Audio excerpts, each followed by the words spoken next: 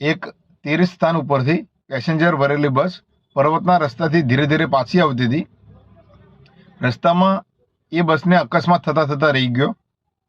ત્યાંથી થોડા આગળ ચાલ્યા તો બસ ખીણમાં પડતા પડતા રહી ગઈ. ત્યાંથી બચીને થોડા આગળ ચાલ્યા તો રસ્તામાં એક ઝાડ હતું અને બસ ત્યાં પહોંચવા આવીને એ ઝાડ ઉપર વીજળી પડી. પછી બસ સાઈડમાં ઊભી રાખી અને બસમાંના એક વ્યક્તિ એવું કીધું કે તમે માનો કે ના માનો, આપણામાંથી એક વ્યક્તિ એવું છે કે જે પાપી છે અને જેના કારણથી આપણને આ બધી તકલીફ પડી રહી છે.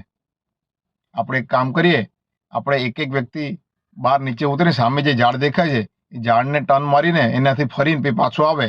જે વ્યક્તિ પાપી હશે ને એની ઉપર વીજળી પડી જશે.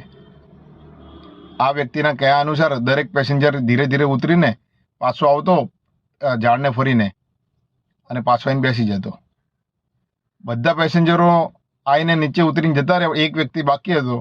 એ વ્યક્તિને બધા હવે નજરે જોવા લાગે કે આ જ એક વ્યક્તિ હશે કે જેના લીધે આપણને તકલીફ પડી રહી છે. એ વ્યક્તિ ધીરે ધીરે નીચે ઉતરીને જ્યારે ઝાડ સુધી પહોંચ્યો ને ટર્ન મારી પાછો આવતો હતો અને એ જ સમયે વીજળી પડી. પણ વીજળી એ વ્યક્તિ ઉપર ના પડી, વીજળી પડી જે પેસેન્જર ભરેલી બસ હતી એની ઉપર અને બધા પેસેન્જરો મરી ગયા. એટલે આ વાતનો સારાંશ એ છે કે આપણને એવું લાગે છે કે આપણે કોઈકના લીધે તકલીફમાં છીએ, કોઈક એક વ્યક્તિના લીધે આપણે તકલીફ અનુભવીએ છીએ. પણ હંમેશા જેમ સિક્કાની બે બાજુ હોય છે એમ બીજી બાજુની વિચારધારા પણ આપણે રાખવી જોઈએ કે ક્યારેક એક વ્યક્તિના લીધે આપણે બચી જતા હોઈએ છીએ, એક વ્યક્તિના સત્કાર્યના લીધે આપણો જીવ બચી જતો હોય છે.